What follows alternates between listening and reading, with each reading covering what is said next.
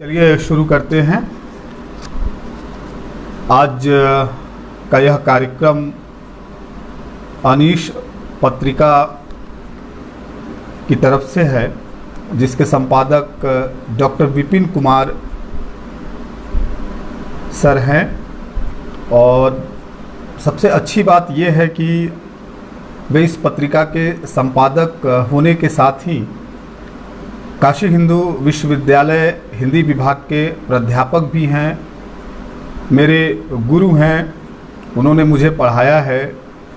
और जो बड़ी बात है वो ये है कि मित्रवत स्नेह दिया है हमेशा ही, एक भरोसा जताया है। एक हम लोग जो बिल्कुल नए दिनों में लिख रहे थे,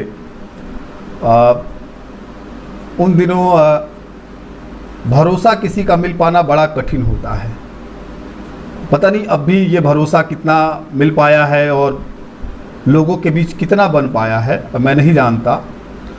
ना तो मैं बहुत ही अपने आप को एक आलोचक के तौर पर देखना या सुनना पसंद करता हूं, और न ही मुझे लगता है कि मैं कवि हूं उस तरह से जिस तरह से शायद अन्य और जो कि मापदंडों पर खरे उतरते हैं। मैं एक अध्यापक के तौर पर, एक विद्यार्थी के तौर पर ही अपने को देखता और महसूस करता रहा हूं। इसलिए यहाँ जो भी इस मंच पर उपस्थित होंगे वे सभी मेरे साथी, सहपाठी और दोस्त हैं। उनके साथ, उनके बीच उपस्थित होकर के कुछ कहने और कुछ सुनाने का मौका मिलेगा। अब अनीश की तरफ से भी आ गया कि आवाज़ आ रही है। आवाज़ तो आजकल पहुँच ही जाती है। राम प्रकाश पटेल जी प्रणाम, गौरव प्रकाश जी नमस्ते। और बातचीत को मैं, फुलबदन जी आ गए हैं, धीरे धीरे लोग आ रहे हैं, तो बातचीत को मैं यहाँ से शुरू करना चाहूँगा। पहले थोड़ी सी बातचीत करूँगा 20-25 मिनट के आसपास, और उसके बाद कविताएं पढ़ूँगा। और विचार कवि के आजकल ये एक लगभग मान्यता सी हो गई है कि हम कवि को सुनने से पहले कवि के विचार को सुनना चाहते हैं, कवि का वक्तव्य सुनना चाहते हैं। लेकिन मुझे लगता है कि कवि को, कपिल जी आ गए हैं, कि कवि को हमेशा ही जो वक्तव्यों से बचना चाहिए। कहा भी गया है कि कवि दरअसल अपनी पूरी निर्माण प्रक्रिया में या रचना प्रक्रिया में क्या है, यह तो उसकी कविता व्यक्त करेगी, या उसकी कविता बता देगी कि वो उसकी पूरी निर्मित किस तरह से हो रही है, या उसकी निर्मित किस तरह से हुई है, उसकी रचना प्रक्रिया किस तरह की है, और वो समाज से किस हद तक अपने को जोड़ पाता है अथवा नहीं जोड़ पाता है। लेकिन फिर भी चूंकि सर का आदेश है, तो उसका एक तरह से मतलब उसकी पालन करते हुए मैं बहुत थोड़ी सी बातें करूंगा, और वो दूसरों के हवाले से ही वे बातें आपके सामने रखूंगा। इस बातचीत की शुरुआत मैं प्रोफेसर गंगा प्रसाद विमल जी की एक कविता के साथ करना चाहूँगा, और मेरे श्रद्धेय गुरुवर और जिनका अहेतुक स्नेह मुझे हमेशा प्राप्त रहा है, तो उनकी एक कविता से बातचीत शुरू करता हूँ। उनकी एक कविता है जिसका शीर्षक है भविष्य के लोगों। तुम जब हत्यारों की सूची बनाओगे तो मुझे मत भूलना। बाजों के बीच जो बड़बोले थे उनमें एक मैं, कहवा घरों में लतीफ़े बाजों के बीच जो बड़बोले थे उनमें एक मैं भी था। जब हत्याएं होती थीं मैं मुंह फेर लेता था। कितने मरे होंगे, नाम संख्या नहीं है मेरे पास, पर मेरी सदी में हर साल बाढ़ से लाखों लोग मरते थे। मैं उन्हें हत्या कहता था, क्योंकि सत्ता को मालूम था बाढ़ आती है। वेतनभोगी बाबुओं को क्या मतलब कि कोई झबुआ में डूबे आंध्र या बिहार में कहीं भी, मुझे ठीक से इनके भी नाम नहीं मालूम। तुम मेरा नाम ज़रूर लिखना। न केवल मैं चुप था, विदूषकों के बीच था, बल्कि मैं तो सनसनीखेज सुबह की इंतजार में हमेशा सजग था। जब कुछ भी नहीं घटता था तब मैं बुझ जाता था। मैं तो हर तरफ से शामिल था, इसलिए मुझे भी सूची में शामिल करना, मुझे भी देना दंड, उपेक्षा का नहीं, उससे मैं जी किसी शोक में इतिहास को फिर से लिखना, इतिहास को फिर से लिखना। मरे सोते हुए लोग तब सो ही रहे थे, विश्वासपात अफसर मैं हत्याएं कहता हूँ। हत्यारों में केवल वे ही नहीं शामिल जिनके साधन विफल हुए थे। अखबार, बनिए, अध्यापक, कलाकार, ये सब शामिल थे, इसलिए कि ये अपनी अपनी चिंताओं में, अपने निर्माण में रत थे। इन्हीं के भविष्य से कितने ही अतीत और वर्तमान टूटे थे, लिखना इनके भी नाम। तुम जब हत्यारों की सूची बनाओगे तो मुझे मत भूलना।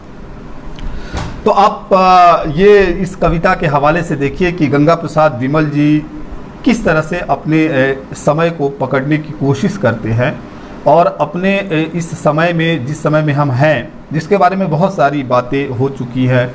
मुक्तिपथ के पृष्ठ पर बसंत त्रिपाठी सर ने इस समय को बहुत अच्छे से दिखाया, विजय कुमार जी ने अपने वक्तव्य में दिखाया, अभी पिछले दिनों पंकज जी ने अपने वक्तव्य में इस समय को पकड़ने की कोशिश की और दिखाने की कोशिश की। एक कवि के नाते, एक कवि व्यक्तित्व के नाते, सुशील भैया को प्रणाम, कि कवि व्यक्तित्व के नाते दरअसल हम क्या कर सकते हैं। तो जिस तरह से गंगा प्रसाद विमल जी ने कहा कि हम जहाँ थे, जिस जगह थे, क्या हम इन तमाम परिस्थितियों से वाकिफ थे या उनको रचने बुनने में लगे हुए थे। अगर नहीं लगे थे तो साफ तौर से वे कहते हैं कि जब कभी सूची बनेगी आगे चल कर के भविष्य में इस समय के इतिहास की, तो तुम उसमें मुझे भी शामिल करना, एक अध्यापक को भी शामिल करना, एक कलाकार को भी शामिल करना, तुम उसमें अखबार को भी शामिल करना, बनियों को भी शामिल करना, सबको शामिल करना। क्योंकि जो कुछ भी एक सामान्य मनुष्य की जिजीविषा को जहाँ से भी चोट पहुँची है या उसको दबाया गया है, उसका गला घोटा गया है, उसमें केवल और केवल सत्ता ही शामिल नहीं है। उसमें केवल और केवल जो है वे हत्याएं जो कर रहे हैं वे ही शामिल नहीं है। दरअसल हम भी शामिल हैं कहीं ना कहीं, क्योंकि हम अपनी चुप्पियों में एक तरह से कहीं ना कहीं उनके पक्ष में खड़े हैं। तो ये बात कहते कि क्या कवि हो जाने से, आप याद करिए कि सूर्यकांत त्रिपाठी निराला ने 1924-25 में एक निबंध उन्होंने लिखा था, कवि और कविता, और उसमें उन्होंने उस पद को उठाया था संस्कृत के, जिसको लेकर के हमेशा ही हम कवि को बहुत ही गौरव बोध के साथ देखते रहे हैं। कवि को बहुत ही, जिस तरह से कह सकते हैं कि हाइपरबॉलिक, एक कहा ना कि कविरो प्रजापति वाली जो अवधारणा है, जो कॉन्सेप्ट है कि वो एक ऐसा व्यक्ति है जो सृष्टि के समानांतर एक सृष्टि गढ़ सकता है। इतना मान सम्मान हम देते रहे हैं कवि को। क्या हमारे समय में भी कवि उस मान सम्मान का अधिकारी है? क्या कवि को उस नज़रिए से देखा जाना चाहिए? तो आप देखिए कि लगभग आज से 95-96 वर्ष पहले निराला जी ने जब ये निबंध लिखा कवि और कविता, तो उसमें कवि मनीषी और परिभू स्वयंभू की जो व्याख्या हम करते हैं और काव्य शास्त्र में बहुत अपने विद्यार्थी को बताते हैं कि भाई देखो कवि के बारे में कितनी अच्छी बातें कही गई हैं। इस पूरी की पूरी पंक्ति, इस श्लोक के इस अंश का जिस तरह से उन्होंने उसकी व्याख्या की है, आप देखिएगा कि उन्होंने आपत्ति दर्ज की है। कवि को मनीषी कहने से, कवि को परिभू कहने से, कवि को स्वयंभू कहने से, कवि को कवि कहना चाहिए। और कवि अपनी उस पूरी की पूरी निर्मिति में, अपनी पूरी की पूरी जो है संगति और विसंगति में ही जो है वो कवि होता है। वो कोई ऐसा नहीं होता है जो इस समाज से परे हो, इस दुनिया से परे हो। अगर मैं कवि हूँ तो ऐसा नहीं है कि मेरे जो नागरिक दायित्व हैं वो खत्म हो जाते हैं, और अगर मैं नागरिक हूँ तो ऐसा भी नहीं है कि एक कवि के साथ मेरा जो संबंध है वो खत्म हो जाता है। इसको बहुत अच्छे से अज्ञे ने भवंती में लिखा है। मैं उस उदाहरण को आपके सामने रखता हूँ कि जब बार बार ये सवाल आज भी उठ रही है कि एक कवि को क्या करना चाहिए। लोग कहते हैं, कवि अपने डिफेंस में भी कहते हैं, अपने को बचाते हुए भी कहते हैं कि भाई हम तो कवि हैं, हम केवल लिख ही सकते हैं, हम मोर्चे पे खड़े नहीं हो सकते। ये ठीक बात है, लेकिन ये बात पूरी तरह से ठीक है, इस पर ऐतराज है, मुझे भी ऐतराज है कि हम केवल और केवल कविता में क्रांति करें, यह सही नहीं है। वहाँ से बाहर की भी एक दुनिया है। कवि के नाते हम जो क्रांति अपने शब्दों में कर रहे हैं वो तो ठीक है, लेकिन एक नागरिक के नाते हम क्या कर रहे हैं? एक नागरिक के नाते हमारी कौन सी भूमिका तय होती है? और आप देखिए कि अज्ञे ने इसको भवंती में बहुत ही अच्छी तरह से व्याख्यायित किया है। उन्होंने लिखा कि लेखक होने से मुझे सामाजिक उत्तरदायित्व से छुट्टी नहीं मिल जाती, क्योंकि लेखक हो जाने पर ऐसा नहीं है कि मैं नागरिक नहीं रहता। दूसरी ओर कवि होने का यह अर्थ भी नहीं है कि मैं अपनी कविता के लिए भी समाज के प्रति उत्तरदायित्व मानने को बाध्य हूं, सिवा इसके कि मेरी प्रतिभा एकांत निरपेक्ष भाव से मेरी नहीं है, न एकांत मेरी सृष्टि या उपलब्धि है। जितना मैं स्वयं अपना परिवेश और समाज हूं, उतना ही मैं अपना योग नहीं, यह मेरा कर्तव्य है। कभी न भी होता तो भी मेरे नागरिक कर्तव्य बने रहते। विशेष सौभाग्यवान नागरिक हूं, तो ऐसे उपाय खोज सकता हूं कि जिससे मेरा सौभाग्य मेरे समाज को भी समृद्धतर बनाए। यो मैं दुगुना भाग्यवान होऊंगा, दुगुना अच्छा नागरिक भी। अगर ऐसा कुछ है जो समाज को मेरी देन हो सकती है तो यही, नहीं तो मेरा नागरिक कर्तव्य अपने समाज के प्रति दायित्व तो है ही, मेरा कवि कर्तव्य भी है अपने सौभाग्य के प्रति दायित्व। तो आप देखिए कि अज्ञे जब भवंती में ये लिख रहे हैं तो किस तरह से एक कवि का दायित्व और एक नागरिक का दायित्व दोनों को स्पष्ट भी कर रहे हैं और दोनों को जोड़ भी रहे हैं कि कवि हो जाने के नाते ऐसा नहीं है कि नागरिक का दायित्व जो है उससे हम जो है मुक्त हो जाते हैं, उससे बाहर आ जाते हैं, बल्कि अज्ञे इस बात पर जोर देते हैं कि कवि होने के नाते और एक नागरिक होने के नाते बल्कि हमारा दायित्व और बढ़ जाता है, क्योंकि ये जो समाज हमारा है जिसमें हम रह रहे हैं वो हमसे अपेक्षा करता है कि हम दरअसल दो तरह की ये जिम्मेदारियां, एक जो यथार्थ की जिम्मेदारी है नागरिक होने के नाते, और एक जिसे कहते हैं कि सौभाग्य है। पता नहीं अज्ञे इसको कहते हैं और कितना वो इसको मान भी रहे थे, लेकिन अगर पूरी परंपरा को देखें तो टैलेंट अगर कोई चीज़ है और बाय बर्थ अगर कविता कहीं से आती है तो उसको उसके साथ जोड़ करके देखिए तो आपको ये लगेगा कि अज्ञे ठीक है। अगर वो कह रहे हैं कि कवि अगर मैं सौभाग्य से ही हूँ तो चला ये नेटवर्क थोड़ी समस्या कर रहा है, तो जैसे नागरिक होने के नाते मैं अपनी किसी जिम्मेदारी से भाग नहीं सकता। समाज में की जो विसंगतियाँ, एक मनुष्य के नाते मेरा संघर्ष, मेरा परिवार के लोग, ये सब कुछ मेरे साथ रहेंगे। लेकिन इसी के साथ एक और चीज़ जुड़ जाती है कि कवि होने के नाते मुझे एक दिशा भी देनी है, एक दृष्टि भी देनी है, और ये दृष्टि अगर मैं नहीं दे पाया तो समझिए कि ना तो मैं एक बेहतर कवि हो पाऊंगा और न ही मैं एक बेहतर नागरिक हो पाऊंगा। तो अज्ञे इस संदर्भ को जोड़ते हैं। इसी को अगर आप देखना चाहे तो आप देखिए कि मल्यज अपनी डायरी के पृष्ठों में 10 मई 1978 को एक लिखते हैं। वो छोटा सा ही एक पैराग्राफ जैसा है, उसमें वो लिखते हैं कि आदमी यथार्थ को जीता ही नहीं, यथार्थ को रचता भी है। ये जो कुछ भी मैंने अपने जीवन में हासिल किया है ये दरअसल मेरा रचा हुआ यथार्थ है। इनसे जुड़ी हुई फिक्रें मेरी है, सरोकार मेरे हैं, ये सारे के सारे मेरे रचे हुए हैं और मैं इससे मुक्त नहीं हो सकता। मुझे कम से कम इसका निर्वहन करना होगा। और ये मेरे रचे जाने के बाद भी मुझसे स्वतंत्र भी हो जाते हैं और एक तरह से मुझे बांधते भी हैं। और वे उसी में कहते हैं कि यथार्थ के इस लेन देन का नाम ही संसार है। इस संसार से संपृक्ति एक रचनात्मक कर्म है। इस कर्म के बिना मानवीयता अधूरी है। तो जिस संपृक्ति की बात मल्यज करते हैं, जिस जुड़ाव की बात मल्यज करते हैं और जिस बंधन की बात मल्यज करते हैं, जिसको आप अगर हिंदी कविता से बाहर भी जाए तो आप रविन्द्रनाथ टैगोर के यहाँ भी देख सकते हैं, आप जीवनानंद दास के यहाँ भी देख सकते हैं कि जिस तरह से जीवन और संसार के प्रति जो संपृक्ति वहाँ दिखाई गई है, या वे दिखाते हैं जिस तरह से तमाम बंधनों में मुक्ति की एक आकांक्षा रखते हैं। दरअसल यह जो बंधन है, ये बंधन इतने स्थूल नहीं है कि ये बस बाप बेटा रिश्ते नाते प्रेम मोहब्बत के हैं। ये बंधन अपनी पूरी की पूरी उस मिट्टी के साथ भी है, उन फसलों के साथ, प्रकृति के तमाम चर अचर सभी के साथ है। तो इसके साथ जुड़ करके ही जो है मुक्त हुआ जा सकता है, इसके साथ जुड़ करके ही जो है एक अपने रचनाकार व्यक्तित्व का दायित्व निर्वहन किया जा सकता है।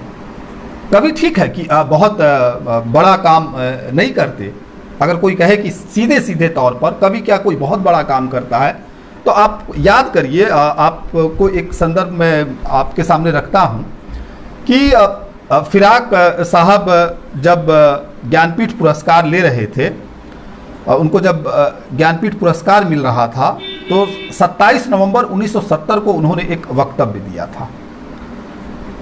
उस वक्तव्य में ये जो चिंता थी वह भी उन्होंने जाहिर की थी कि जो रचनाकार है या जो रचनाएं हैं वो क्या करती हैं।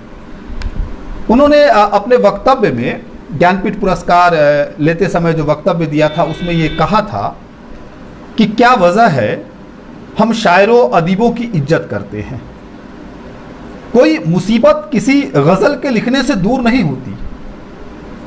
जो कारोबारी जिंदगी की ज़रूरत पूरी करता है वह बहुत बड़ी कमी पूरी करता है। हम रह तो नहीं सकते बेरोटी के, लेकिन हम अपनी जिंदगी का शऊर हासिल करना चाहते हैं।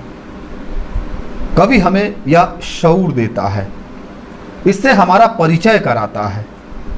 वजूद में हर समय बासी होने का डर रहता है, शायरी उसे बासी नहीं होने देती। शायरी हमारी इंसानियत वापस कर देती है, जिससे हम ज़मीन को अपना सकें, उससे लिपट सकें।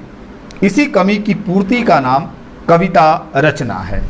तो ये जब फिराक साहब ये बात कह रहे हैं और बता रहे हैं कि दरअसल जो कविता है, जो शायरी है, उसका जो वो सबसे बड़ा काम जो करती है वो ये करती है कि वो शऊर पैदा करती है ज़िंदगी में। वो मिट्टी के प्रति एक लगाव पैदा करती है, वो आपको जोड़ती है एक बृहद समाज से, और उसके साथ जोड़ करके आपका भी एक तरह से वो विस्तार करती है और आपकी दृष्टि को भी वो दूर दूर तक पहुंचाती है। हाँ, उससे रोटी हासिल नहीं होती, हो भी नहीं सकती है, क्योंकि वे ये इस तरह की चीज़ भी नहीं है। तो कुल मिलाकर के ये जो मैंने संदर्भ आपके सामने रखे, चाहे वे गंगा प्रसाद विमल जी का हो, चाहे मल्यज का हो, चाहे फिराक साहब का हो, और चाहे वो अग्गे का हो, वो इसलिए रखा मैंने कि आप देख सके कि जो कवि है, जो रचनाकार है, उसके दायित्व को किस तरह से दिखाया गया है। और वो अपने को बिल्कुल काट करके भी नहीं चल सकता, और वो इतना मतलब एकदम से जिसको कहते हैं कि विरक्ति वाले उस अलग से भाव में यह भी नहीं कह सकता कि देखिए भाई, हमारा काम तो केवल लिखना है, हम तो बस अनुभव को अपने कागज़ पर अपने शब्दों में ढाल देते हैं, यही हमारा काम है। नहीं, हमारा काम इससे ज़्यादा है।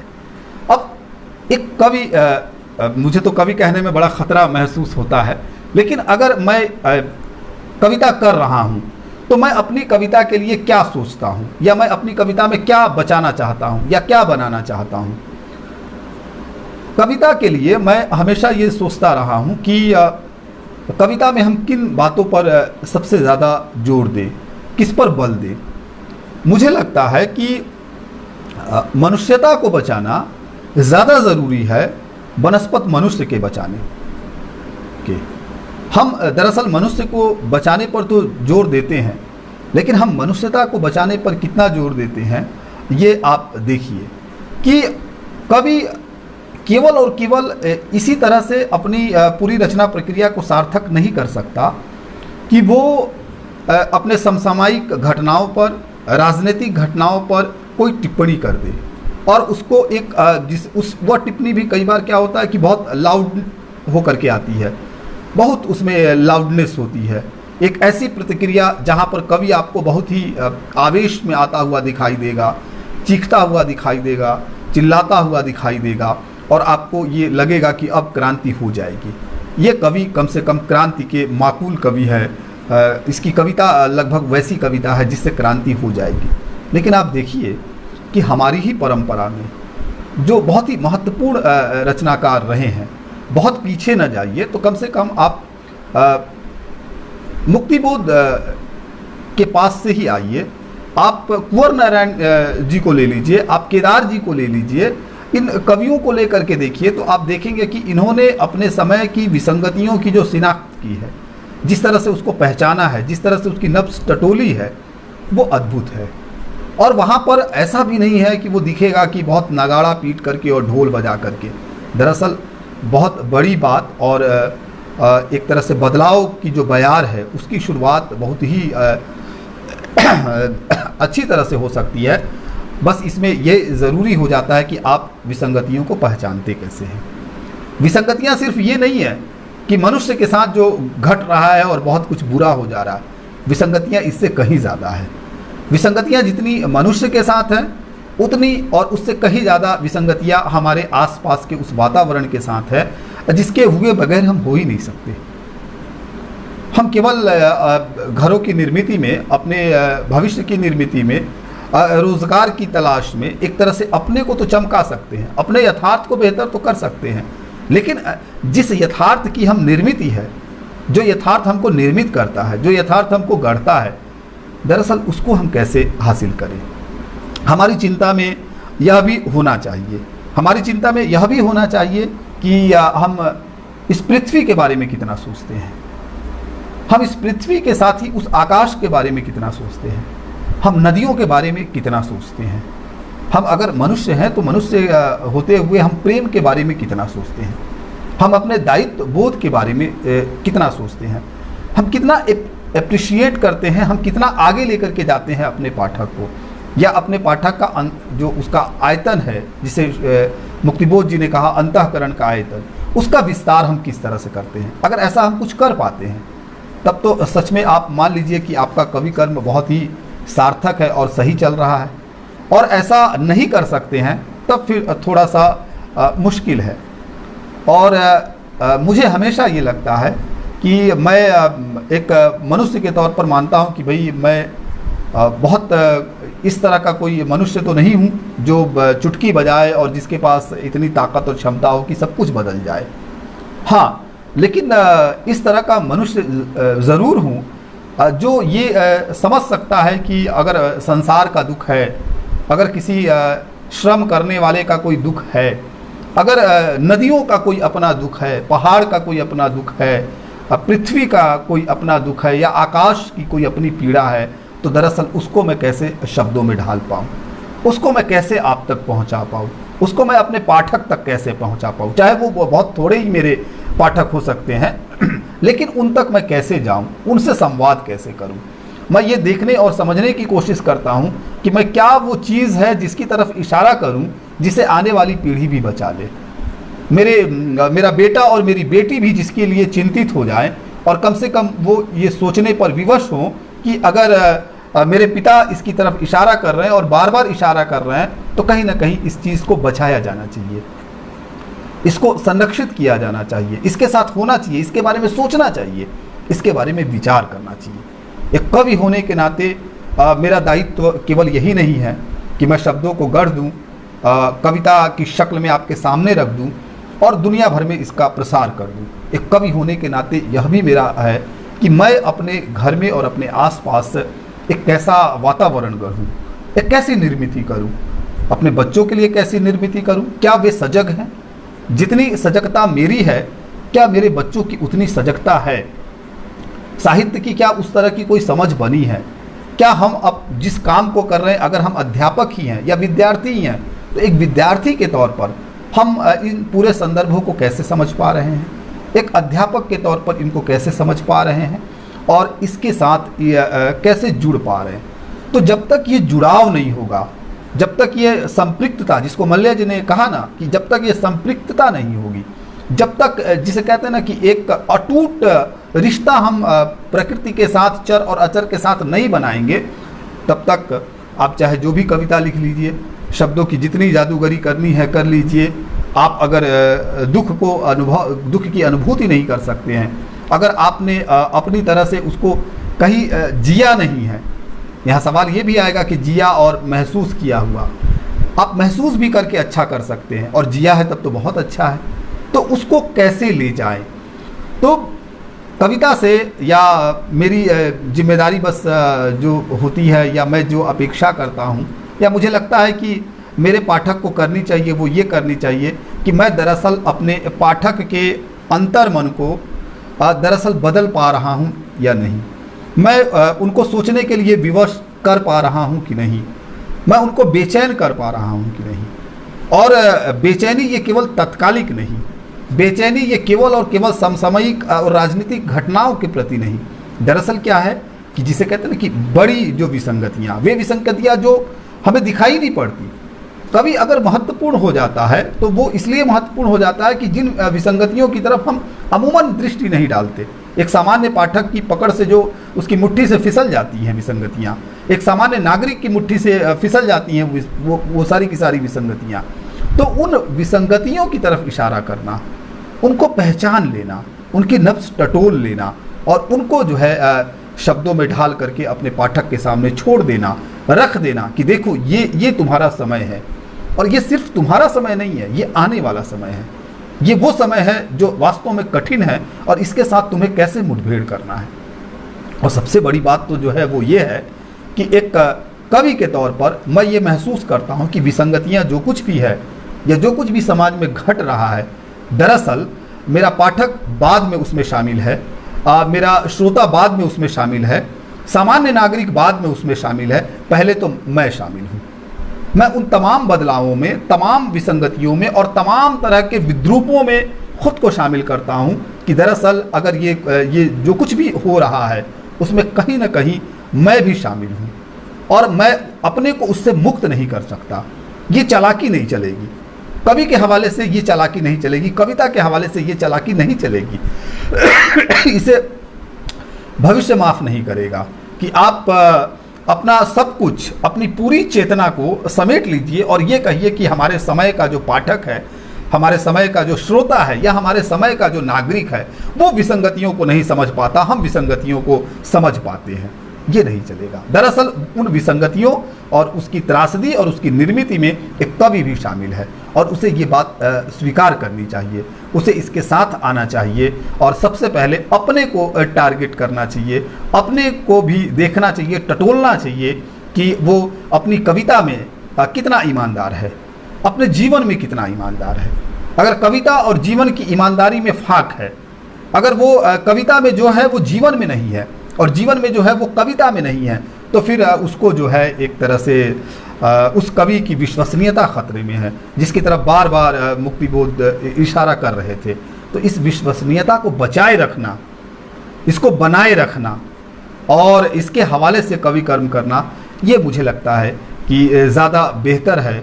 और एक कवि के तौर पर मैं अपनी दोनों जिम्मेदारियां स्वीकार करता हूं, एक नागरिक की जिम्मेदारी भी स्वीकार करता हूं, चाहे वो जिस भी किसी रूप में मुझे मिल रही है, और एक कवि की जिम्मेदारी भी स्वीकार करता हूं, न सिर्फ विसंगतियों की शिनाख्त करने के हवाले से बल्कि इस हवाले से भी कि दरअसल मैं भी उन विद्रूपताओं में शामिल हूं, मैं भी उन विसंगतियों की निर्मिति में शामिल हूं और उसके लिए भी मुझे काम करना है।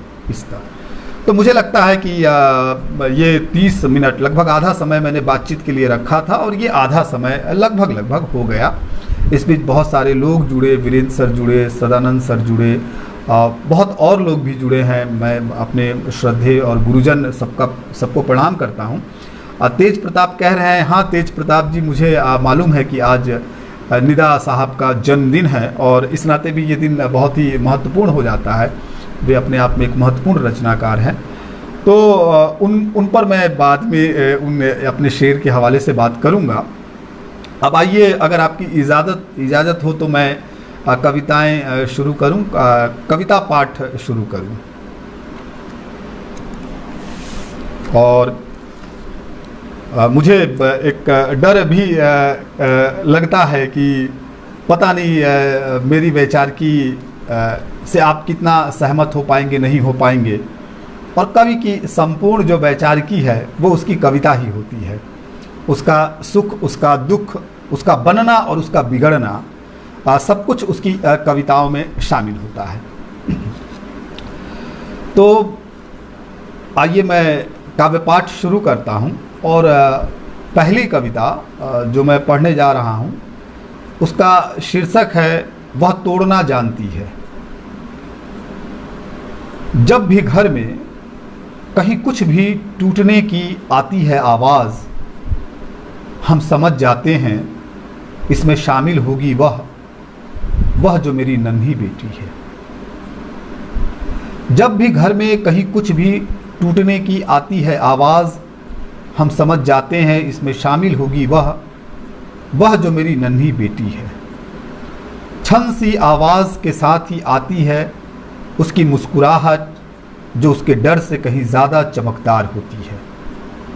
हमारे डांटने से बेफिक्र वह हमें यूँ देखती है जैसे कह रही हो आपकी बनी बनाई यह दुनिया जो कि बहुत बेढब है।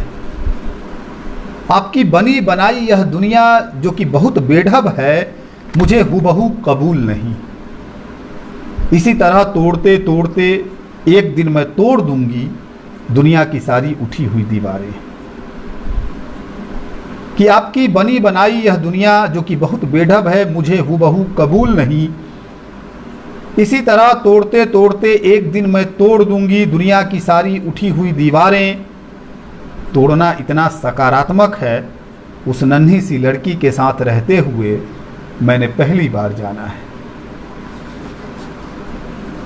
दूसरी कविता है, इसका शीर्षक है नई सदी का मनुष्य। और ये कविता नई सदी का मनुष्य, बहुत सी तारीखें बिसर गई हमारी स्मृतियों में, बहुत सी घटनाओं के चित्र नहीं नाचते आंखों के आगे, बहुत सी चीखें हम तक पहुंची और अनसुनी हो गई। जो हुक कभी सीने में उठी थी उसे भी हमने दबा दी अपनी ज़रूरतों के भार तले। हम ऐसा ही करते हुए साबुत मनुष्य बने रहने की, किसी अमिट चिन्ह की तरह बचे रहने की अटूट आकांक्षाओं से घिरे रहे। हमने रेत पर खेलते बच्चों के घरौंदे को बनते बिगड़ते देखा। हमने रेत पर खेलते बच्चों के घरौंदे को बनते बिगड़ते देखा। उसकी रचनात्मकता में नहीं ढूंढी किसी बेहतर दुनिया की सूरतें। अपनी समझदारी और ढर्रेपन पर इतराते हुए बहुत ठोस बुनियाद पर खड़ी की 5 पुश्तों वाली इमारत, जिसमें नहीं छोड़ी एक खिड़की भर की जगह जहां से आ सके खुली हवा, जहां से दिखाई पड़े संसार का दुख। हम गौतम की तरह निकल भी नहीं पाए किसी दुख की तलाश में, किसी दुख की चिंता में। हम पत्थरों की दीवारों के बीच अनवरत होते रहे पत्थर। नई सदी के मनुष्य हैं हम, जिसने हमेशा ही खुद को पिछली सदी से मुकम्मल और बेहतर कहने में कोई कसर नहीं छोड़ी है, जबकि हम भूलते रहे कि भविष्य पत्थरों में भी उन्हीं को बचाता है जिन पर नहीं होती नक्काशी। जबकि हम भूलते रहे कि भविष्य पत्थरों में भी उन्हीं को बचाता है जिन पर नहीं होती नक्काशी। एक तीसरी कविता और इसका शीर्षक है हत्या। हमारे जन्म के समय आदमी की हत्या, हमारे जन्म मतलब आज से 30, 35, 40 साल पहले, हमारे जन्म के समय आदमी की हत्या पहले होती थी, फिर हत्या से जुड़े तथ्यों की हत्या, जिसे बचाने में अखबार नवीस हो जाते थे। हत्या के शिकार संवाददाताओं की कलमें ही नहीं टूटती थी, हड्डियां भी टूट जाती थी। कि हमारे जन्म के समय आदमी की हत्या पहले होती थी, फिर हत्या से जुड़े तथ्यों की हत्या, जिसे बचाने में अखबार नवीस हो जाते थे। हत्या के शिकार संवाददाताओं की कलमें ही नहीं टूटती थी, हड्डियां भी टूट जाती थी। वाद के पन्नों तक नहीं पहुंच पाता था संवाद। इस तरह हत्यारा बेगुनाह निकलता था, भरी अदालत से मूंछों पर ताव देता हुआ अगली हत्या के लिए। इस तरह हत्यारा बेगुनाह निकलता था, भरी अदालत से मूंछों पर ताव देता हुआ अगली हत्या के लिए। हमारे समय में आदमी की हत्या से पहले ही हो जाती है तथ्यों की हत्या। हमारे समय में कितना बदल गया इन 4 दशकों में। हमारे समय में आदमी की हत्या से पहले ही हो जाती है तथ्यों की हत्या, जिसमें शामिल होते हैं कॉरपोरेट घरानों के हाई सेंसेक्स वाली टीआरपी थामे चमकदार न्यूज चैनल। अब संवाददाताओं की माइकें वही सुनती हैं जो तथ्य को पलट सके, वाद को बेबुनियाद कर सके।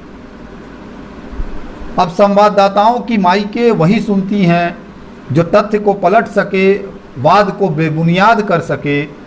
संवाददाताओं को पता है इस समय सत्य को बचाने से ज़्यादा ज़रूरी है नौकरी को बचाए रखना। संवाददाताओं को पता है इस समय सत्य को बचाने से ज़्यादा ज़रूरी है नौकरी को बचाए रखना। इस तरह हत्यारा साबुत बच निकलता है अदालत की सीढ़ियां चढ़ने से पहले ही। इस तरह हत्यारा साबुत बच निकलता है अदालत की सीढ़ियां चढ़ने से पहले ही। हत्या हमारे जन्म के समय भी होती थी, हत्या हमारे समय में भी होती है। हत्या हमारे जन्म के समय में भी होती थी, हत्या हमारे समय में भी होती है। दोनों में एक ही बात बिल्कुल मिलती जुलती है। हत्यारा दोनों ही स्थितियों में बच निकलता है अगली हत्या के लिए। हत्यारा दोनों ही स्थितियों में बच निकलता है अगली हत्या के लिए। एक अगली कविता जिसका शीर्षक है तीसरी नदी। मुझे बताया गया था इलाहाबाद आने के बहुत पहले ही कि इसी शहर में त्रिवेणी है। इसे देखो तो अपार सुख मिलता है, स्पर्श करो तो पुरखे कोटि कोटि देते हैं आशीष। इसमें उतर जाओ तो मानो 1000 बरस का अनदेखा भी आंखों में दिखने लगता है। मुझे बताया गया था इलाहाबाद आने के बहुत पहले ही कि इसी शहर में त्रिवेणी है। इसे देखो तो अपार सुख मिलता है, स्पर्श करो तो पुरखे कोटि कोटि देते हैं आशीष। इसमें उतर जाओ तो मानो 1000 बरस का अनदेखा भी आंखों में दिखने लगता है। वहां पहुंचकर मैंने देखा एक ओर से आ रही है गंगा, हाँ वही गंगा, और जिसकी लहरों पर एक सभ्यता की इबारत अपने पूरेपन के साथ मौजूद है, जिसे पढ़ने में असमर्थ है मेरी पीढ़ी। दूसरी ओर से आ रही है यमुना, हाँ वही यमुना जो देश की राजधानी की घुटन से बचते बचाते उधार की साड़ी पहने इठलाती हुई पहुंचती है यहाँ। अपने सौभाग्य पर मुस्कुराते हुए तीसरी ओर से नहीं आ रही कोई धारा, आंखों ने नहीं देखी कोई तीसरी नदी। यह मेरी आंख का दोष है या उनका जो बगैर देखे भी, यह मेरी आंख का दोष है या उनका जो बगैर देखे भी सदियों से इसे देखते आ रहे हैं। और लौटते हुए उनकी अजूरी से टपक रहा है त्रिवेणी का जल, जिसमें गायब है तीसरा रंग, हाँ वही तीसरा रंग जिसकी उपस्थिति बाकी 2 रंगों के लिए दे सकती है तर्क को जन्म, उठा सकती है आस्था पर सवाल, बना सकती है लोक को अपना नायक, रच सकती है पुण्य की सकर्मक भूमि।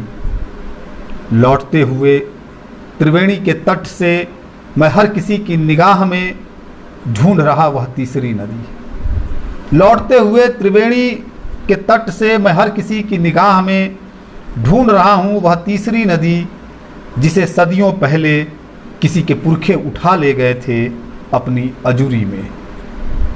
लौटते हुए त्रिवेणी के तट से मैं हर किसी की निगाह में ढूंढ रहा हूँ वह तीसरी नदी जिसे सदियों पहले किसी के पुरखे उठा ले गए थे अपनी अजूरी में। इसके बाद जो कविता है उसका शीर्षक है गवाही देने आएगा डूबा हुआ सूरज। गवाही देने आएगा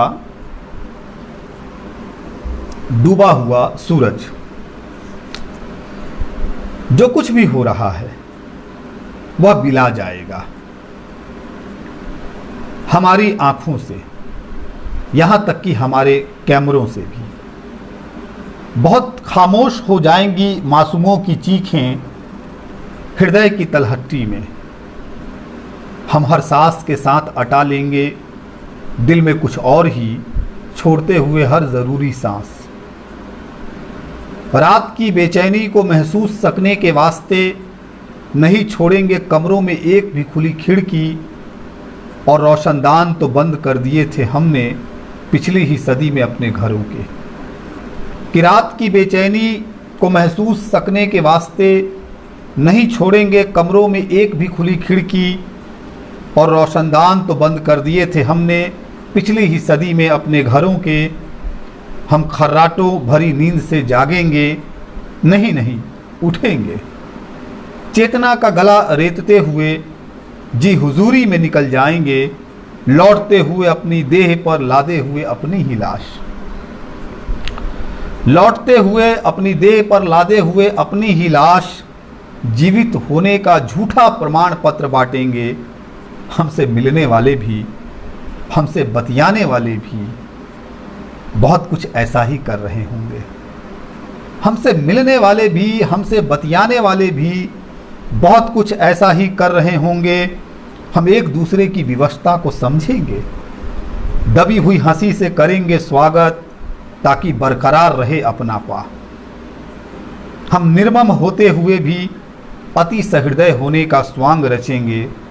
शायद स्वांग नहीं जीवन कहूँ, जीने को अभिशप्त होंगे। हर दिन घट रही घटनाओं का हम नहीं रख पाएंगे कोई हिसाब, त्रासदियों का तो बिल्कुल भी नहीं। भले ही वे हम पर ही क्यों न घटी हों, दुनिया के इस निर्मम सत्य का किससे मांगेंगे सबूत? कोई नहीं देगा। सभी घरों में सुरक्षित होंगे। जब ईमान की अदालत में शुरू होगी कार्यवाही, कोई नहीं आएगा। सभी देख रहे होंगे सपने। फिर भी तुम निराश न होना मेरे बच्चों, कटघरे में गवाही देने आएगा डूबा हुआ सूरज। कि कटघरे में गवाही देने आएगा डूबा हुआ सूरज, उसी रंग में जिस रंग में डूबा था मासूमों के खून के छींटों से लहूलुहान होकर, मासूमों के खून के छींटों से लहूलुहान होकर। इसी तरह की एक और कविता देखिए जिसका शीर्षक है उजला उजला दिन। मेरे वक्तव्य को मेरी कविता से भी जोड़ करके देखिएगा। उजला उजला दिन, मैं जहां भी जाता हूं एक स्याहपन साथ लिए जाता हूं। जिस भी कस्बा या शहर के बारे में जो कुछ भी सुना था कभी पहले, वह सब का सब बेमानी लगता है। फिर लगता है कि सुना हुआ तो सही ही रहा होगा। मेरे पांव में शामिल होकर आई होगी वो धूल कि जिसको ओढ़कर हवा सांसों में घुटन पैदा करती है। मेरे पंजों में लगकर आई होगी वह स्याही कि जिससे मिलकर हो जाते हैं सारे रंग बदरंग। मैं अपनी ही जुबान पर ले आया था नफरत के बीज बोने वाले वो शब्द कि जिसकी ताप से झुलस जाती है प्रेम में डूबी हुई देह। जो हंसी मेरे साथ आई थी उसके जन्म में शामिल थी वो सारी क्रूरताएं जिसे मैंने अर्जित किया था अपने ही जन्मदाताओं की हत्या से। जो हंसी मेरे साथ आई थी उसके जन्म में शामिल थी वो सारी क्रूरताएं जिसे मैंने अर्जित किया था अपने ही जन्मदाताओं की हत्या से। सच कहूं तो मेरी संपूर्ण निर्मिति में जगत की सारी दुर्बलताएं शामिल थी।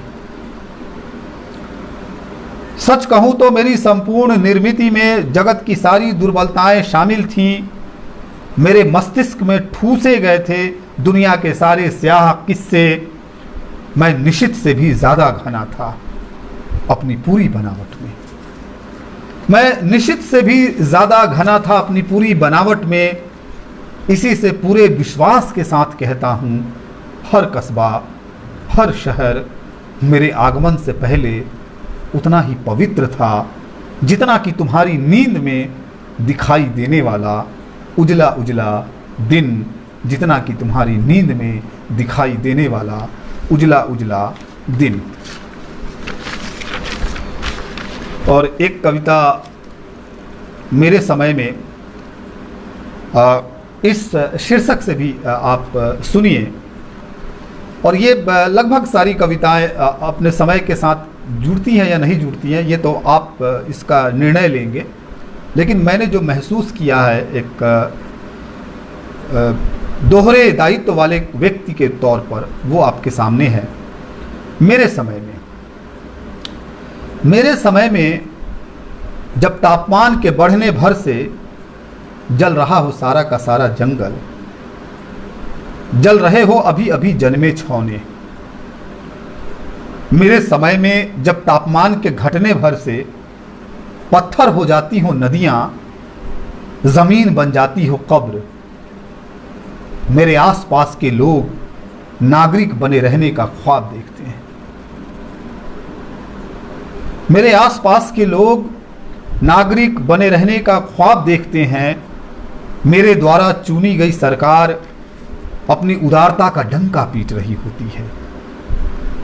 एक रंग जिसे देखा है सदियों से मेरे पुरखों की आंखों ने, जिसकी अंतिम निशानी मैं अपने साथ लिए जाऊंगा मिट्टी में, पिछली रात मिटा दी गई और रोते रहे चौराहे पे कुत्ते।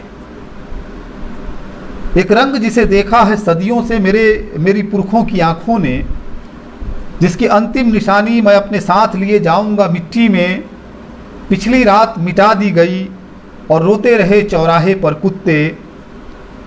मेरे पड़ोस के एक तरफ बहती है गंगा जबकि दूसरी तरफ बहती है यमुना। मेरी बेटी कहती है इस ओर के घर उस ओर के घर से बिल्कुल मिलते जुलते हैं। हम थहाते हुए पानी के बीच से करेंगे आवाजाही। हम थहाते हुए पानी के बीच से करेंगे आवाजाही।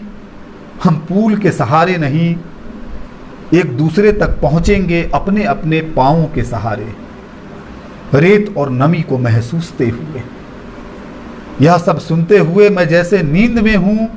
जब आंखें खुलेंगी सामने वही लंबा पुल दिखाई देगा। मेरे जन्म के ठीक बाद बंटवारे की दीवार ने चलाई थी कुल्हाड़ी एक फलदार वृक्ष पर।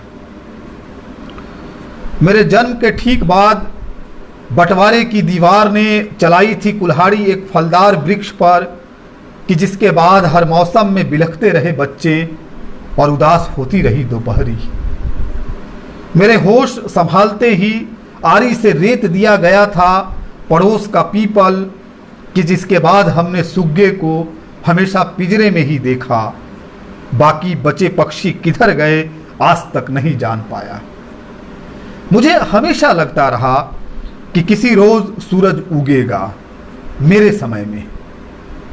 मुझे हमेशा लगता रहा कि किसी रोज सूरज उगेगा मेरे समय में, जबकि मैं दिन भर सोया था। जबकि मैं दिन भर सोया था। यह सूरज के उगने का नहीं, डूबने का समय था मेरे समय में। यह सूरज के उगने का नहीं, डूबने का समय था मेरे समय में। और एक छोटी सी कविता इसी अंश की, उसके बाद मतलब और संग्रहों में हम जाएंगे, हालांकि समय इजाज़त नहीं दे रहा है, लेकिन फिर भी कुछ कविताएं मैं जल्दी जल्दी। जीवन और मृत्यु, बहुत छोटी सी कविता है, देखिए। जीवन कितना हल्का होता है, किसी आदमी को अंक में भर कर देखो, देखो उल्लास में उठाकर। जीवन कितना हल्का होता है, किसी आदमी को अंक में भर कर देखो, देखो उल्लास में उठाकर। मृत्यु कितनी भारी होती है, महसूस करो किसी को देते हुए कंधा, रखते हुए चिता पर खामोश हुई देह। मृत्यु कितनी भारी होती है, महसूस करो किसी को देते हुए कंधा, रखते हुए चिता पर खामोश हुई देह। अब मैं आपको एक दो पुरानी कविताएं सुना देता हूं। एक कविता तो मैं अपने मतलब एक दो कविताएं अपने पहले संग्रह से सुना देता हूं, आपके सामने रख देता हूं,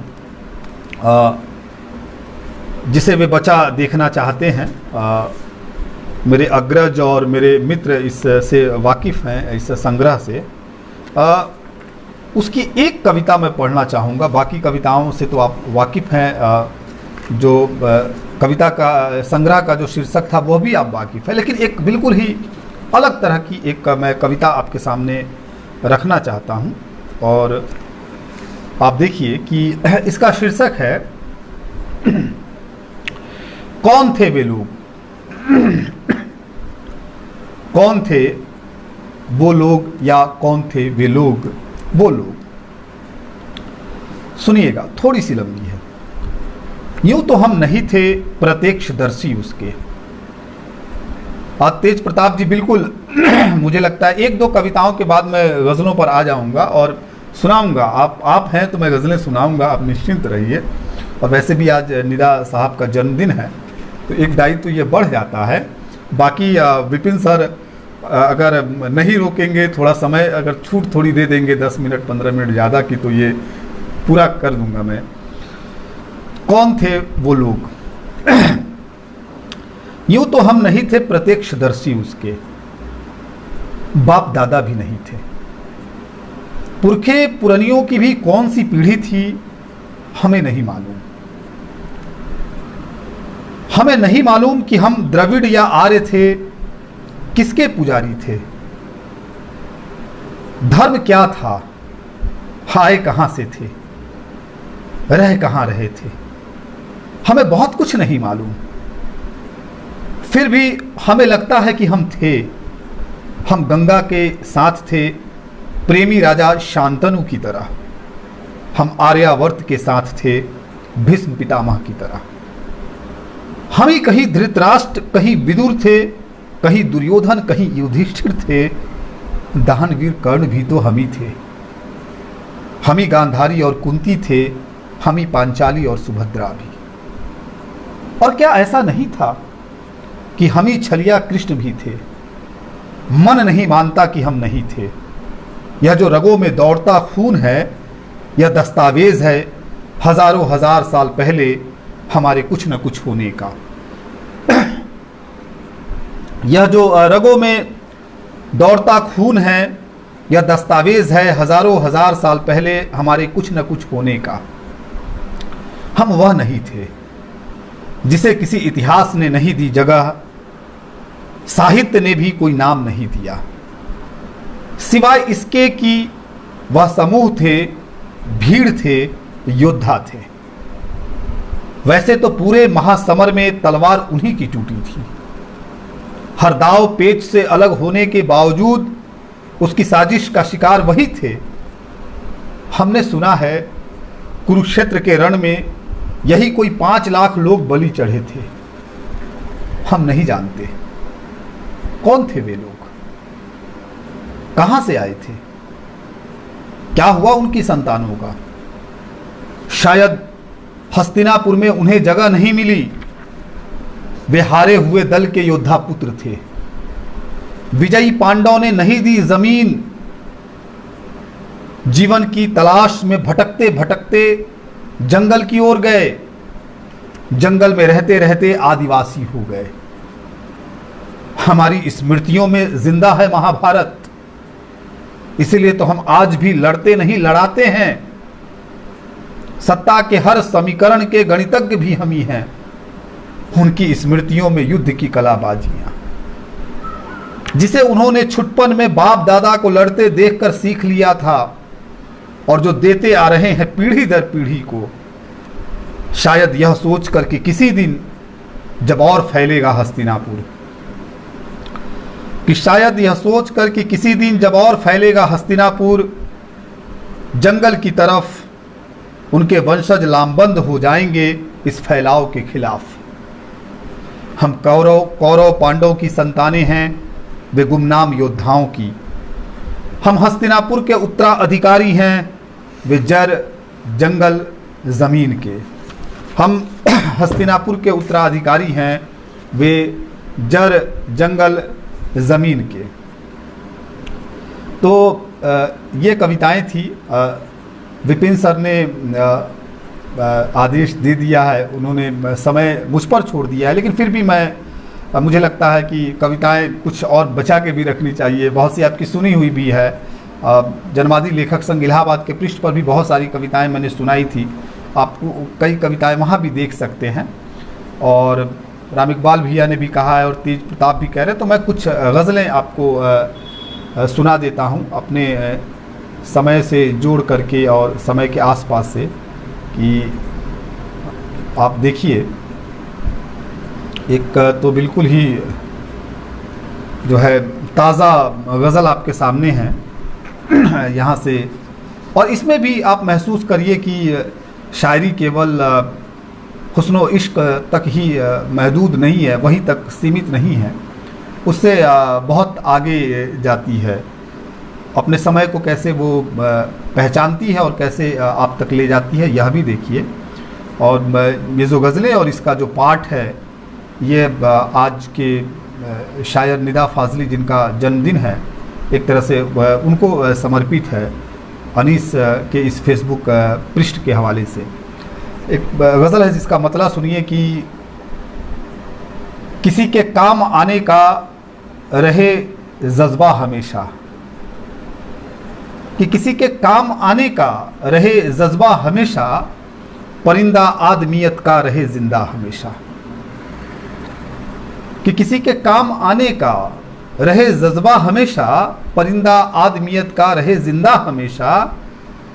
और शेर देखे कि फ़कीरों की यही तो खासियत होती है प्यारे,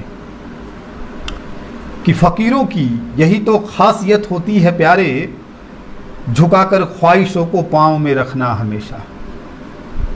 कि फ़कीरों की यही तो खासियत होती है प्यारे, झुकाकर ख्वाहिशों को पाँव में रखना हमेशा।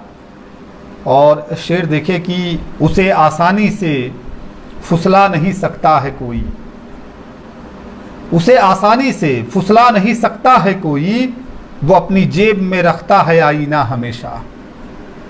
उसे आसानी से फुसला नहीं सकता है कोई, वो अपनी जेब में रखता है आईना हमेशा। और एक शेर और देखे कि यहाँ से लेके जाओगे नहीं कुछ भी तो साहब, कि यहाँ से लेके जाओगे नहीं कुछ भी तो साहब, हिसाबे ज़िंदगी की डायरी लिखना हमेशा। यहाँ से लेके जाओगे नहीं कुछ भी तो साहब, हिसाबे ज़िंदगी की डायरी लिखना हमेशा। किसी के काम आने का रहे जज्बा हमेशा, परिंदा आदमियत का रहे जिंदा हमेशा। और एक गज़ल अब समसामयिक देख लीजिए, अपने समय को यहाँ भी महसूस करिए कि इसका मतलब है। और ये थोड़ा सा बिल्कुल तत्काल समय से जुड़ी हुई है। अमूमन मैंने ऐसी गज़लें बहुत कम कही हैं फिर भी देखिए अपने समय को। इसका मतलब है कि अदाकारी से ही पर्दे पे सारा रंग जमता है, तमाशे की बड़ी शौकीन ये भारत की जनता है। अदाकारी से ही पर्दे पे सारा रंग जमता है, तमाशे की बड़ी शौकीन ये भारत की जनता है। और शेर देखिए कि हमें महलों की रौनक के लिए सब होम करना है, हमें महलों की रौनक के लिए सब होम करना है, भले अपना जहां धू धू के जलता है तो जलता है। हमें महलों की रौनक के लिए सब होम करना है, भले अपना जहां धू धू के जलता है तो जलता है। और शेर देखे कि कोई बेकारी कोई भूख उसको क्या जगाएगी। हमारे समय का युवा, कोई बेकारी कोई भूख उसको क्या जगाएगी, जो मजहब के सवालों पर हमेशा सो के जगता है। कोई बेकारी कोई भूख उसको क्या जगाएगी, जो मजहब के सवालों पर हमेशा सो के जगता है। और शेर देखिए कि वो मुट्ठी में लिए बैठा है सबकी अक्ल अरसे से, वो मुट्ठी में लिए बैठा है सबकी अक्ल अरसे से, उसे मालूम है कोल्हू में ही मदमस्त जनता है। वो मुट्ठी में लिए बैठा है सबकी अक्ल अरसे से, उसे मालूम है कोल्हू में ही मदमस्त जनता है। अदाकारी से ही पर्दे पे सारा रंग जमता है, तमाशे की बड़ी शौकीन ये भारत की जनता है। और कुछ गज़लों के शेर और सुन लें आप कि इसका मतलब कुछ यूं है कि गुमा होने का अपने यूं जताता है, किसी तितली को चुटकी से दबाता है। कि गुमा होने का अपने यूं जताता है, किसी तितली को चुटकी से दबाता है। और शेर देखे कि असर लफ्ज़ों में रखता है वो जादू सा, कि असर लफ्ज़ों में रखता है वो जादू सा, दिलों को बांटता है और लड़ाता है। असर लफ्ज़ों में रखता है वो जादू सा, दिलों को बांटता है और लड़ाता है। लिए फिरता है खंजर आस्तीनों में, लिए फिरता है खंजर आस्तीनों में, मिलो तो प्यार के नगमे सुनाता है। कि लिए फिरता है खंजर आस्तीनों में और मिलो तो प्यार के नगमे सुनाता है। और शेर देखे और समय को समझे, और जो समय की आलोचना करते हैं और जो आपको एक परिधि में सीमित करते हैं, उनको महसूस करें। कि लिए फिरता है खंजर आस्तीनों में, मिलो तो प्यार के नगमे सुनाता है। और कहानी में मुझे रखता तो है लेकिन, कि कहानी में मुझे रखता तो है लेकिन मेरे किरदार को बौना बनाता है। कहानी में मुझे रखता तो है लेकिन मेरे किरदार को बौना बनाता है। और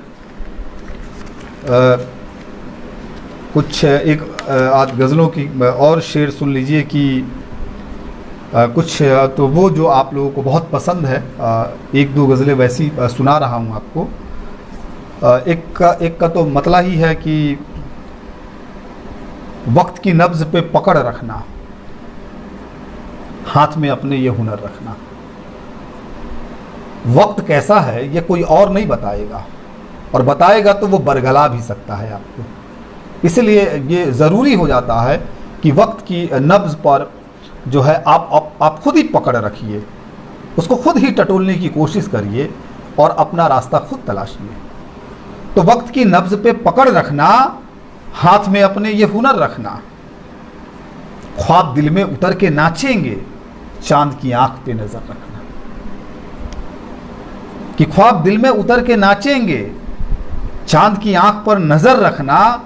और दुनिया कैसी है ये देखिए कि जिंदगी सिलसिला है भटकन का, कि जिंदगी सिलसिला है भटकन का, पांव से बांध कर सफर रखना। कि जिंदगी सिलसिला है भटकन का, पांव से बांध कर सफर रखना।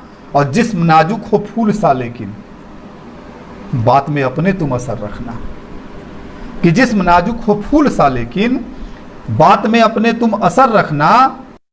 और फिक्र करना जमाने की लेकिन यार अपनी भी कुछ खबर रखना। कि फिक्र करना जमाने की लेकिन यार अपनी भी कुछ खबर रखना। और स्याह हो रात चाहे जितनी भी, कि स्याह हो रात चाहे जितनी भी, जहन में अपने तुम सहर रखना, जहन में अपने तुम सहर रखना, हाथ में अपने ये हुनर रखना, वक्त की नब्ज पे पकड़ रखना। और एक बहुत ही पोएटिक फैंसी का एक के कुछ शेर देखिए, एक गज़ल देखिए आपकी। इश्क है, दर्द है और वफा है यहाँ, इश्क है, दर्द है और वफा है यहाँ, अपने हिस्से में भी कारवा है यहाँ। कि इश्क है, दर्द है और वफा है यहाँ, अपने हिस्से में भी कारवा है यहाँ, और दूर तक साथ देता भला कौन है। यह यथार्थ भी जान लीजिए कि दूर तक साथ देता भला कौन है, हर मुलाकात एक हादसा है यहाँ। कि दूर तक साथ देता भला कौन है, हर मुलाकात एक हादसा है यहाँ, और वक्त की शाख पे फूल फिर हैं खिले, कि वक्त की शाख पे फूल फिर हैं खिले, कोई बिछड़ा किसी को मिला है यहाँ। कि वक्त की शाख पे फूल फिर हैं खिले, कोई बिछड़ा किसी को मिला है यहाँ, और ख़त पुराना मगर हर्फ अब भी नए। अब तो ख़तों का ज़माना नहीं रहा, अब नामा कौन लिखता है, लेकिन अगर कोई दौर रहा होगा तो याद करिए कि ख़त पुराना मगर हर्फ अब भी नए, कोई अब तक मुझे ढूंढता है यहाँ। कि ख़त पुराना मगर हर्फ अब भी नए, कोई अब तक मुझे ढूंढता है यहाँ। इश्क है, दर्द है और वफा है यहाँ, अपने हिस्से में भी कारवा है यहाँ। और एक गज़ल और सुन लीजिए, थोड़ा सा ये कठिन है लेकिन आप तक पहुंच जाएगी। इसका मतलब है कि यहाँ हर मोड़ पर एक रहनुमा बैठा मिलेगा, रास्ता दिखाने वाला। कि यहाँ हर मोड़ पर एक रहनुमा बैठा मिलेगा, मुसाफिर को कहाँ फिर भी सही रास्ता मिलेगा। कि यहाँ हर मोड़ पर एक रहनुमा बैठा मिलेगा, मुसाफिर को कहाँ फिर भी सही रास्ता मिलेगा। और ये शेर देखिए और गज़ल की ताकत महसूस करिए कि मुसाफिर को कहाँ फिर भी सही रास्ता मिलेगा, जहाँ बादल का सौदा जिस्म की खातिर हुआ। कि जहाँ बादल का सौदा जिस्म की खातिर हुआ हो, वहाँ हर ओर दरिया प्यास का मारा मिलेगा।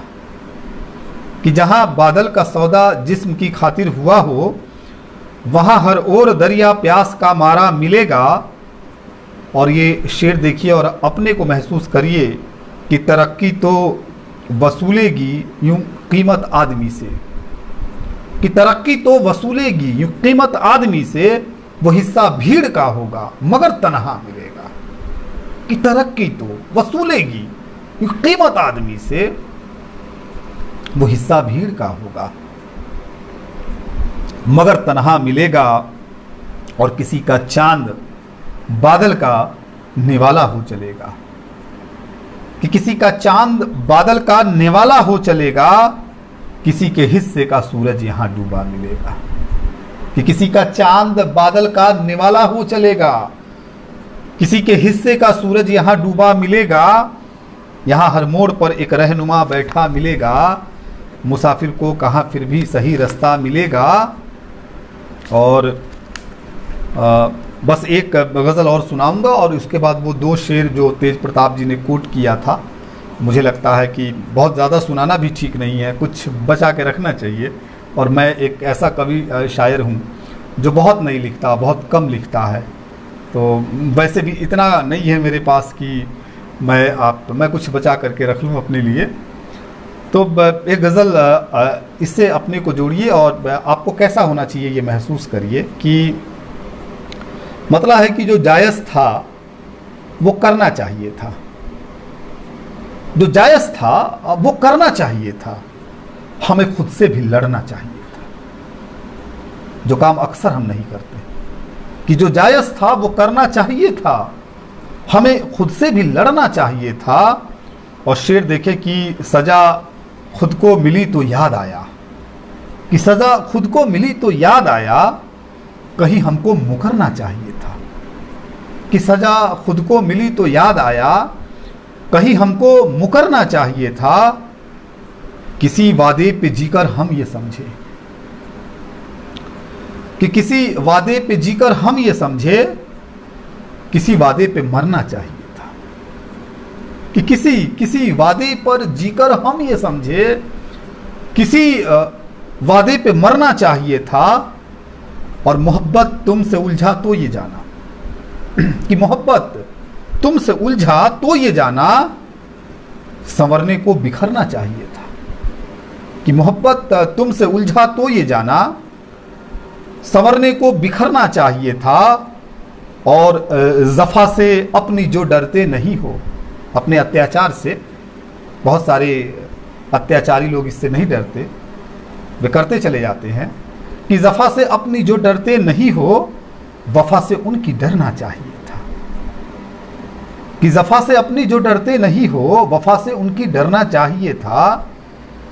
हमें खुद से भी लड़ना चाहिए था, जो जायज़ था वो करना चाहिए था। और दो शेर देख लीजिए, एक मतला और एक शेर की। तुम जो मेहरबा हो रहे हो क्या सचमुच जुदा हो रहे हो? कि तुम जो मेहरबा हो रहे हो क्या सचमुच जुदा हो रहे हो? और सब है कटघरे में यहां अब फिर भी तुम खुदा हो रहे हो। सब है कटघरे में यहां अब फिर भी तुम खुदा हो रहे हो। तुम जो मेहरबा हो रहे हो क्या सचमुच जुदा हो रहे हो। और बस वो उस गज़ल के कुछ शेर आप सुन लीजिए।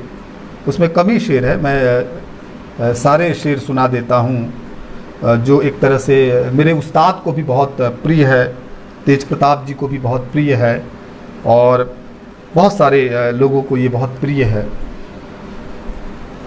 तो इसका मतलब है कि यहाँ जो दिल से मिलता है बड़ी मुश्किल से मिलता है। कि यहाँ जो दिल से मिलता है बड़ी मुश्किल से मिलता है, बड़ी मुश्किल से मिलता है। यहाँ जो दिल से मिलता है, यहाँ जो दिल से मिलता है बड़ी मुश्किल से मिलता है। और ठिकाना लहर को ए दिल कहाँ साहिल से मिलता है। कि ठिकाना लहर को ए दिल कहाँ साहिल से मिलता है। और समय पर धूल है इतनी, कि समय पर धूल है इतनी कि तू कातिल से मिलता है। कि समय पर धूल है इतनी, कि समय पर धूल है इतनी कि तू कातिल से मिलता है। और अदब आता है अनुभव से, अदब आता है अनुभव से कहाँ फाजिल से मिलता है। कि अदब आता है अनुभव से कहाँ फाजिल से मिलता है। बड़ी मुश्किल से मिलता है यहाँ जो दिल से मिलता है, यहाँ जो दिल से मिलता है बड़ी मुश्किल से मिलता है। तो आप सभी अनीश के इस फेसबुक पेज पर, अनीश जो पत्रिका है जिसके संपादक गुरुवर डॉक्टर विपिन कुमार हैं और वे सालों से इसे निकाल रहे हैं, दशक मुझे लगता है कि हो गए, और हम सभी उस पत्रिका से जुड़े हुए हैं। वो लगातार उसमें नई रचनाशीलता को बढ़ावा देते हैं, नए लोगों पर भरोसा करते हैं। और ये भरोसा एक बड़ी ताकत है हम नए लिखने पढ़ने वालों के लिए, हमारे जैसे लोगों के लिए। उन्होंने मुझे इस मंच पर अवसर दिया, एक तरह से एक ऐसा मौका दिया जहां मैं कुछ अपनी बातें रख पाया। पता नहीं वे बातें कैसी थी, कितनी बेतरतीब थी। कवि के लिए बात करना आसान नहीं होता। कुछ कविताएं रख पाया जिसमें आप अपने समय को कितना महसूस कर पाए, मैं आपको समृद्ध कर पाया या नहीं कर पाया, ये मैं आप पर छोड़ता हूँ। और अगर मैंने आपका समय यूं ही बर्बाद किया, जाया किया, तो इसके लिए मुझे मालूम है कि आप बहुत सहृदय है और मुझे बख्श देंगे, क्षमा करेंगे। कुछ गज़लें जो युवा पीढ़ी और मेरे दोस्तों और अनुजों के आग्रह पर थी, वे भी आपके सामने थी और उसमें भी आपने महसूस किया होगा अपने समय को और सभी चीज़ों को। तो आप सभी का बहुत बहुत आभार, मेरे दोस्तों का बहुत बहुत आभार। आज निदा फाजली साहब का जन्मदिन है, आज गुरुवार डॉक्टर प्रभाकर सर का भी जन्मदिन है, उनको भी हार्दिक बधाई इस मंच से। और इसी के साथ जो है विपिन सर को बहुत बहुत मतलब मैं उनको प्रणाम करता हूँ। इसके साथ ही इस मंच पर कुमार वीरेंद्र सर जुड़े, सदानंद शाही सर जुड़े, और भी जो मेरे गुरुजन, मेरे सहपाठी, मेरे दोस्त, मेरे अग्रज राम इकबाल भैया जुड़े, सुशील जी जुड़े, तो उन सभी को मेरा प्रणाम। उन सभी का आशीर्वाद बना रहे, मुझे स्नेह मिलता रहे, समय की ये शिनाख्त मेरी की जो दृष्टि है वो बची रहे, और जहाँ कहीं कुछ कमी हो उसे आप सभी मांझते रहे, मुझे ये अवसर देते रहे। बहुत बहुत धन्यवाद, बहुत बहुत शुक्रिया।